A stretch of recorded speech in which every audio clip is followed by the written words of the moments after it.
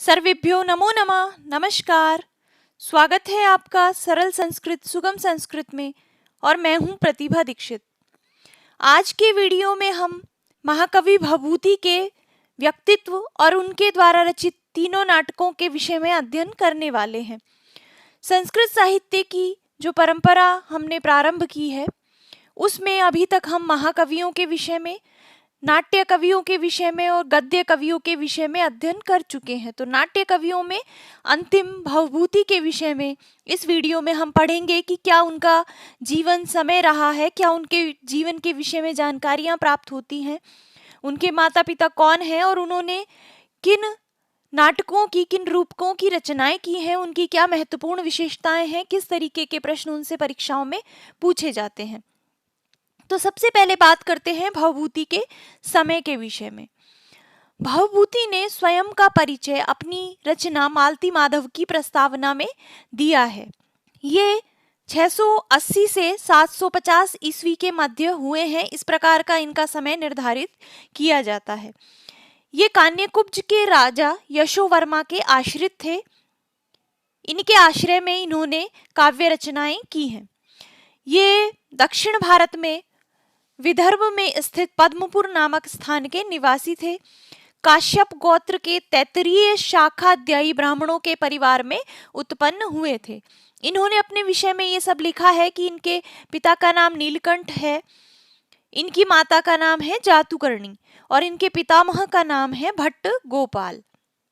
तो इसके संबंध में कई बार प्रश्न पूछा जाता है, तो इनके माता पिता और पितामह इत्यादि का नाम आप याद रखिए। हालांकि अपना समय ये नहीं बताते कि 680 ईस्वी में या इतने सन में मैं हुआ हूँ, लेकिन जिस प्रकार का ये स्वयं का परिचय मालती माधव की प्रस्तावना में देते हैं उसके आधार पर और जिस राजा के आश्रय की बात ये करते हैं उसके आधार पर इनका समय निर्धारित किया जाता है, जो कि 680 से और 750 ईस्वी के मध्य स्वीकार किया जाता है। अब बात करते हैं भवभूति की कुछ उपाधियों के विषय में कि क्या भवभूति की विशेषताएं हैं और उसके आधार पर क्या क्या उनको उपाधियां दी गई हैं। देखिए, भवभूति आपने अवश्य ही इनके नाटकों के विषय में अध्ययन किया होगा। अगर आप सेकंड ग्रेड की, फर्स्ट ग्रेड की या किसी भी संस्कृत की प्रतियोगी परीक्षा की तैयारी कर रहे हैं जिसमें संस्कृत साहित्य का इतिहास सम्मिलित होता है, तो निश्चित रूप से आपने बीए में या एमए में भवभूति के उत्तर रामचरितम को पढ़ा होगा या भवभूति के विषय में तो अवश्य ही आपने अध्ययन किया होगा। भवभूति ने 3 नाटकों की रचनाएं की हैं, मालती माधव, महावीर चरितम और उत्तर रामचरितम। इनमें से 2 जो इनके रूपक हैं, नाट्य हैं, महावीर चरितम और उत्तर रामचरितम, वो राम की कथा को आश्रित करके लिखे गए हैं। इन्होंने रामायण की कथा को बहुत ही अच्छे तरीके से प्रस्तुत किया है, तो उसके आधार पर राजशेखर इनको वाल्मीकि का अवतार कहते हैं। तो ये आप याद रखिए, किसको वाल्मीकि का अवतार कहा गया है? भवभूति को।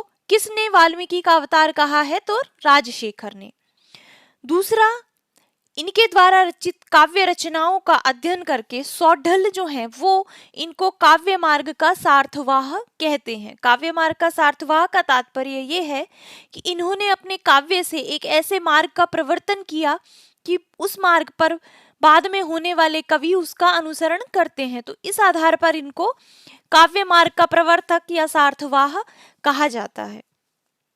तीसरी इनकी जो उपाधि है या इनके विषय में जो प्रसिद्ध उक्ति है वो है पद वाक्य प्रमाणज्ञ। ये कौन कहता है? ये भवभूति स्वयं के विषय में तीनों रूपकों में स्वयं को पद वाक्य प्रमाणज्ञ कहते हैं। तो ये भी आप ध्यान रखिए। पद वाक्य प्रमाणज्ञ क्या क्या तात्पर्य है? पद अर्थात व्याकरण, वाक्य अर्थात मीमांसा और प्रमाण अर्थात न्याय शास्त्र। तो ये स्वयं को व्याकरण, मीमांसा और न्याय शास्त्र का विद्वान कहते हैं और तीनों रूपकों में इन्होंने स्वयं को पद वाक्य प्रमाणज्ञ कहा है। तो ये 3 प्रमुख इनकी उपाधियां हैं, इन्हें आप याद रखिए। अब बात करते हैं कि भवभूति के विषय में करुण रस की क्या महत्ता है। ये आपको ज्ञात होगा, भवभूति ने करुण रस को एक अलग ही स्थान प्रदान किया है। इसके विषय में भी उक्तियां प्रसिद्ध हैं। कारुण्यम भवभूति एव तनुते। करुणता भवभूति में ही तनुते बढ़ती है, वृद्धि को प्राप्त होती है। भवभूति ने करुण रस का इतना अच्छा वर्णन किया है।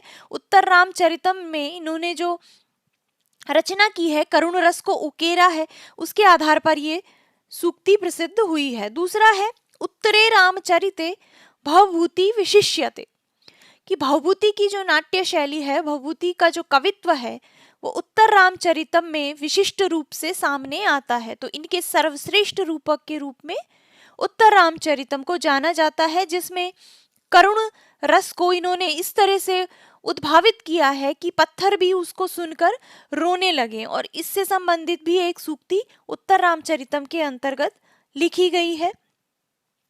ये स्वयं इसमें लिखते हैं, एको एव करुण रसः, करुण रस एक ही रस है और विभिन्न जो उसके भेद हैं वो निमित्त भेदात, निमित्त से उसके भेद हो जाते हैं। तो करुण रस की इतनी प्रधानता भवभूति के द्वारा अपने काव्यों में दिखाई गई है, मुख्यतः उत्तर रामचरितम में दिखाई गई है। बात करते हैं इनकी रचनाओं के विषय में, इनके कृतित्व के विषय में।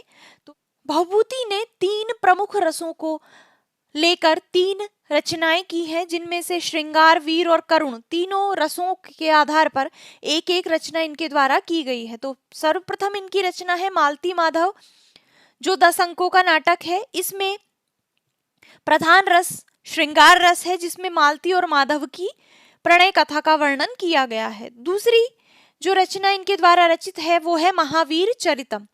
यहाँ पर महावीर राम के लिए प्रयुक्त हुआ है, तो राम के जीवन का वर्णन, उनके चरित्र का वर्णन 7 अंकों के इस नाटक में किया गया है और इसका प्रधान रस वीर रस है। तीसरी है उत्तर रामचरितम, जिसमें उत्तरकांड के, रामायण के उत्तरकांड के कथानक पर आधारित नाटक की रचना की गई है, जो कि 7 अंकों का नाटक है और इसमें करुण रस को प्रधान रस बनाया गया है। तो एक एक करके इनके विषय में अध्ययन करते हैं। सबसे पहले बात करते हैं मालती माधव की। देखिए, इन तीनों नाट्यों में से, रूपकों में से आपको पता है कि उत्तर रामचरितम में भवभूति की विशेषता है, उसकी विशिष्टता है। ये सर्वश्रेष्ठ रूपक के रूप में, भवभूति के सर्वश्रेष्ठ रूपक के रूप में जाना जाता है। तो सर्वाधिक संभावना है कि प्रश्न इस रूपक से पूछे जाएं, लेकिन फिर भी इनके कथानक भी आपको ज्ञात होने चाहिए, इनसे भी प्रश्न पूछा जा सकता है। तो इन दोनों को हम किंचित संक्षिप्त रूप से पढ़ेंगे और उत्तर रामचरितम के एक एक तथ्य का, जो कि परीक्षा की दृष्टि से महत्वपूर्ण है, उसका यहाँ पर हम अध्ययन करेंगे। तो सबसे पहले बात करते हैं मालती माधव की। मालती माधव 10 अंकों का प्रकरण है। इसके अंतर्गत विदर्भ राज के मंत्री के पुत्र माधव की तथा पद्मावती नरेश के मंत्री की पुत्री मालती की प्रणय कथा का वर्णन है। देखिए, मालती माधव की ये विशिष्टता है कि इसमें राजा या किसी राजकुमारी की प्रणय कथा नहीं है, इसमें मंत्री पुत्र और मंत्री पुत्री, इनकी प्रणय कथा का वर्णन है। तो विदर्भ राज के जो मंत्री हैं उनके पुत्र हैं माधव और पद्मावती नरेश के मंत्री की पुत्री हैं मालती। इन दोनों की प्रणय कथा का वर्णन इसके अंतर्गत किया गया है। इसके साथ साथ माधव के मित्र मकरंद और मालती की सखी मदयंतिका की भी प्रणय कथा का वर्णन इसके अंतर्गत प्राप्त होता है। तो मृच्छकटिकम के समान ही इसमें भी 2 प्रणय कथाएं साथ में चलती हैं। एक मालती और माधव की प्रणय कथा है और दूसरी है मकरंद और मदयंतिका की प्रणय कथा। माधव के मित्र है मकरंद और पद्मावती नरेश, जिनके मंत्री की पुत्री मालती है, उन्हीं पद्मावती नरेश के सचिव नंदन की बहन है मदयंतिका। तो इन दोनों की प्रणय कथा भी इसमें वर्णित है। अनेक प्रकार के संकट इसमें आते हैं, इनके बहुत सारे कथानक आते हैं। इसमें कुछ तांत्रिक पृष्ठभूमि का विवेचन भी नाट्यकार के द्वारा किया गया है। तो बहुत सारे संकटों के बाद इनके विवाह की कथा भी इसमें वर्णित है।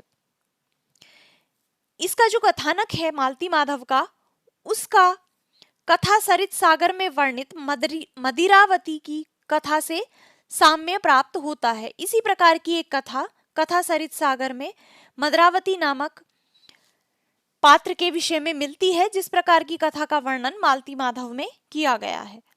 इसमें ये जो नंदन है, जो कि मदयंतिका का भाई है, पद्मावती नरेश का नर्म सचिव है, ये नंदन मालती से विवाह करना चाहता है। तो फिर ये सारे संकट आते हैं कि किस प्रकार से, बहुत सारे वर्णन है, वृत्तांत हैं कि कैसे तांत्रिक बलि देना चाहते हैं मालती की, माधव उसकी रक्षा करते हैं। ये जो मकरंद है माधव का मित्र, वो मालती का वेश धारण करके और नंदन से विवाह कर लेता है। बाद में सफलतापूर्वक माधव और मालती का और मकरंद और मदयंतिका का विवाह संपन्न होता है।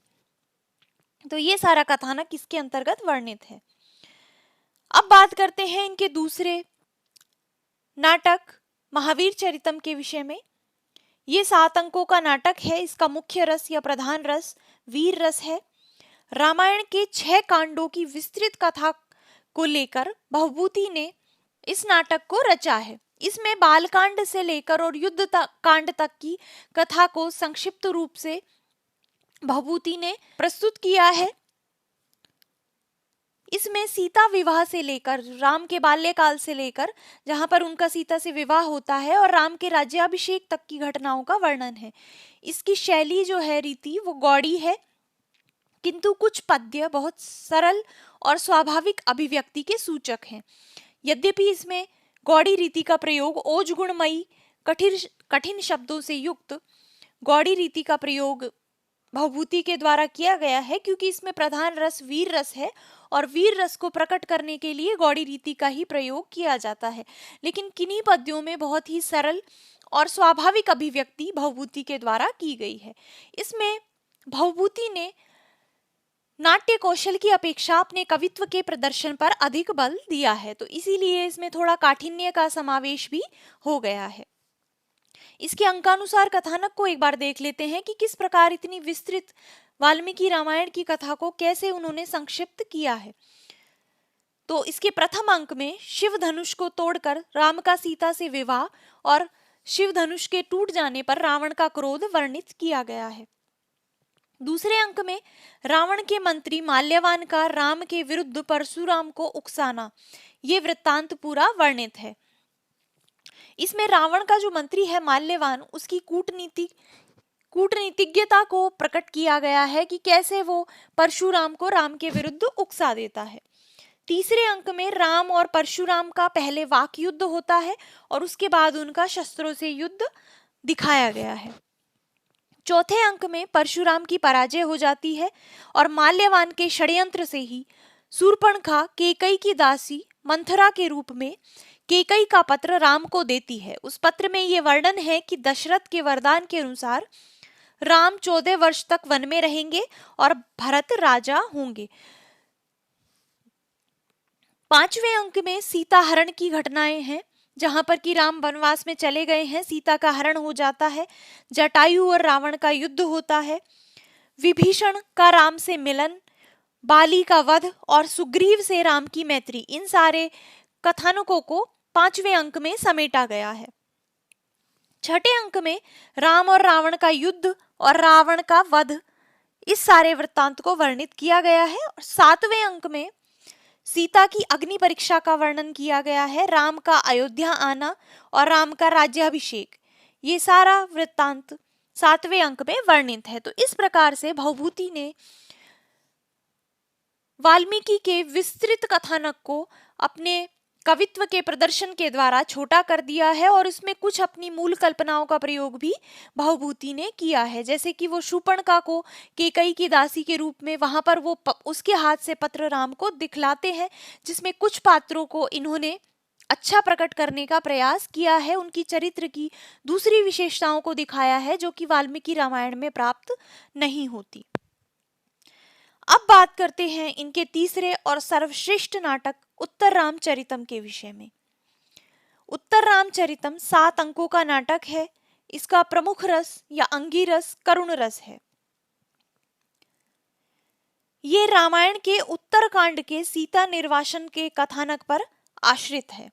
इसमें महावीर चरितम में जहां पर कथानक को छोड़ दिया गया राम के राज्याभिषेक तक, कथानक वर्णित है। उसके पश्चात का जो कथानक है, जो कि उत्तरकांड में वर्णित है वाल्मीकि रामायण में, वहां पर सीता निर्वासन की कथा को लेकर उत्तर रामचरितम की रचना भवभूति के द्वारा की गई है। इस नाटक को सुखांत बनाने के लिए भवभूति अंत में राम और सीता के मिलन की घटना को भी वर्णित करते हैं। संस्कृत साहित्य की परंपरा के अनुसार नाटक सुखांत ही लिखे जाते हैं। सुख अंत वाले नाटकों का वर्णन ही संस्कृत साहित्य में प्राप्त होता है। हमने पहले के वीडियो में भी बात की है, भास से संबंधित जब अध्ययन हमने किया था तो उसमें भी ये बात हमने की थी कि एकमात्र दुखांत नाटक के रूप में उरुभंग नाटक प्राप्त होता है।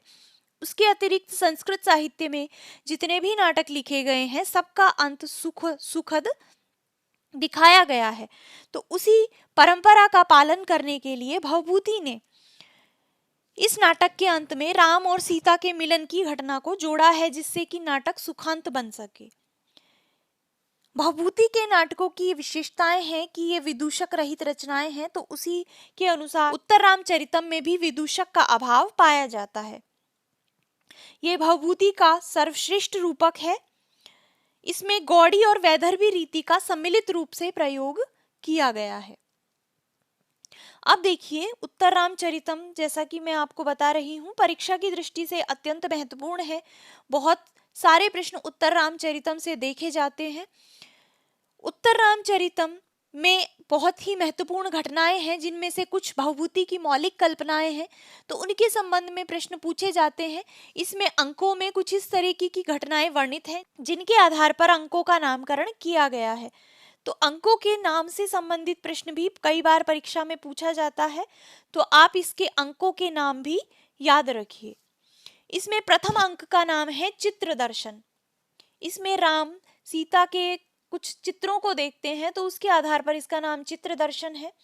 दूसरे अंक का नाम है पंचवटी प्रवेश। तीसरा अंक छायांक के नाम से प्रसिद्ध है और ये बहुत ही महत्वपूर्ण अंक है। इसमें से बहुत बार प्रश्न पूछे जाते हैं। छाया के रूप में सीता की उपस्थिति इसके अंतर्गत है, तो छायांक के नाम से प्रसिद्ध है इसका तृतीय अंक। चतुर्थ अंक कौशल्याजनक योग के नाम से जाना जाता है। पांचवा अंक है कुमार विक्रम। इसमें राजकुमारों लव और चंद्रकेतु के युद्ध का वर्णन है, उनके विक्रम का वर्णन है, उनके पराक्रम का वर्णन है, और उसके आधार पर इसका नाम दिया गया है कुमार विक्रम। छठे अंक का नाम है कुमार प्रत्यभिज्ञान। लव और कुश को राम पहचान जाते हैं, उनका प्रत्यभिज्ञान हो जाता है कि ये सीता के पुत्र हैं, तो इस प्रकार इसका नाम है कुमार प्रत्यभिज्ञान। और सातवां और अंतिम अंक, उसमें राम का सीता से और लव कुश से मिलन दिखाया गया है। इस अंक का नाम है सम्मेलन। इस अंक के अंतर्गत ही गर्भ नाटक का वर्णन भी भवभूति के द्वारा किया गया है। इसको गर्भांक भी कहा जाता है, क्योंकि इसमें गर्भ नाटक का समावेश भवभूति के द्वारा किया गया है। अब एक बार इसकी अंकों के अनुसार कथानक भी देख लेते हैं कि किस किस प्रकार से, कौन से अंक में कहाँ तक की कथा वर्णित है। प्रथम अंक में राम चित्रवीथी में, चित्रवीथी का तात्पर्य है चित्रशाला, जहां पर चित्रों की प्रदर्शनी हुई है। अगर आज की भाषा में बोलें तो आर्ट गैलरी है, चित्रवीथी है। उसमें राम सीता को विवाह से लेकर और अग्नि शुद्धि तक के चित्र दिखाते हैं। लोकापवाद के कारण सीता का परित्याग करते हैं, तो सीता परित्याग की जो घटना है उसका वर्णन प्रथम अंक में कर दिया गया है। दूसरे अंक में वन में लवकुश का जन्म होता है। राम अश्वमेध यज्ञ करते हैं, और उस यज्ञ में चूंकि पत्नी के बिना अश्वमेध यज्ञ संपन्न नहीं होता, और सीता का तो निर्वासन कर चुके हैं, सीता का परित्याग कर चुके हैं राम, तो इस अंक में सीता की स्वर्ण प्रतिमा को स्थापित किया जाता है अश्वमेध यज्ञ के संबंध में। इसमें लक्ष्मण का जो पुत्र है चंद्रकेतु, उसको अश्व की रक्षा के लिए नियुक्त किया जाता है, और राम के द्वारा दंडकारण्य में जाकर शंभूक नामक राक्षस के वध का वर्णन है। ये एक शूद्र मुनि होते हैं जिसका वध राम के द्वारा किया जाता है। तीसरा अंक परीक्षा की दृष्टि से अत्यंत महत्वपूर्ण है। इसमें से प्रश्न बहुत बार पूछे जाते हैं, तो आप इसको मोस्ट मानकर याद रखिए।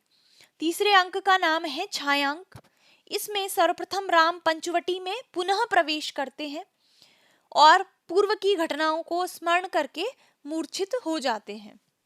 अदृश्य सीता के स्पर्श से राम को होश में लाया जाता है, तो छाया के रूप में सीता इसमें आती है और राम को होश में लाती है, तो इसकी आधार पर इसको छायांक नाम दिया जाता है। चौथा अंक कौशल्या जनक योग के नाम से विख्यात है। इसमें वाल्मीकि के आश्रम में वशिष्ठ, अरुंधति, कौशल्या, जनक इत्यादि का आगमन होता है। वहां पर कौशल्या लव को देखती है और अत्यधिक प्रेम से उसको देखती है। अश्वमेधीय यज्ञ में छोड़े गए अश्व को पकड़ने के लिए लव का प्रस्थान होता है। 5वें अंक में लव द्वारा जृंभक अस्त्र का प्रयोग किया जाता है। लव और चंद्रकेतु युद्ध के लिए उद्यत होते हैं। अश्वमेध यज्ञ में एक अश्व छोड़ा जाता था। यज्ञ के पश्चात वो अश्व जिस जिस राज्य की सीमा में चला जाता था, वो राज्य उस अश्वमेध यज्ञ करने वाले राजा के अधीन हो जाता था। तो उस अश्व को जो राजा नहीं रोकता था, तो ये माना जाता था कि उस राजा ने अश्वमेध यज्ञ करने वाले राजा की अधीनता को स्वीकार कर लिया है। और जो राजा उस अश्व को रोककर चुनौती देता था, तो वो युद्ध वहां पर होता था। तो लव उस अश्व को रोक लेते हैं और जृंभक अस्त्र का प्रयोग करते हैं, और जब लव के द्वारा अश्व को रोक लिया जाता है तो चंद्रकेतु और लव में युद्ध प्रारंभ हो जाता है। दोनों युद्ध के लिए उद्यत हो जाते हैं, तैयार हो जाते हैं। 6ठे अंक में लव और चंद्रकेतु का घोर युद्ध होता है। राम का आगमन वहां पर होता है, कुश का भी आगमन होता है, और राम उन लव और कुश को देखकर ये अनुमान लगाते हैं कि इस प्रकार के चक्रवर्ती पराक्रमी सीता के ही पुत्र हैं। किंतु लव और कुश राम के द्वारा पूछे गए प्रश्नों का उदासीनता से उत्तर देते हैं, तो राम थोड़े वहां पर दुखित हो जाते हैं।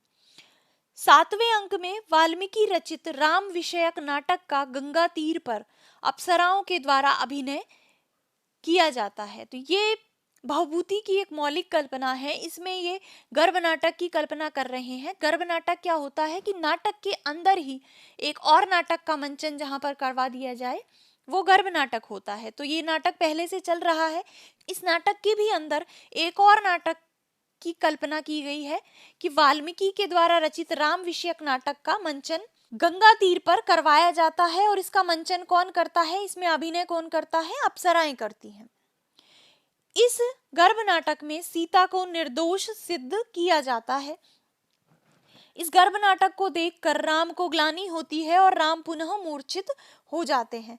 सीता द्वारा पुनः आकर राम की मूर्छा को दूर किया जाता है और राम का सीता से और लवकुश से समागम मिलन हो जाता है। तो इस प्रकार से गर्भ नाटक की कल्पना करके और सीता को निर्दोष सिद्ध करके भवभूति ने इस नाटक को सुखांत बनाया है, राम और सीता का मिलन करवाया है।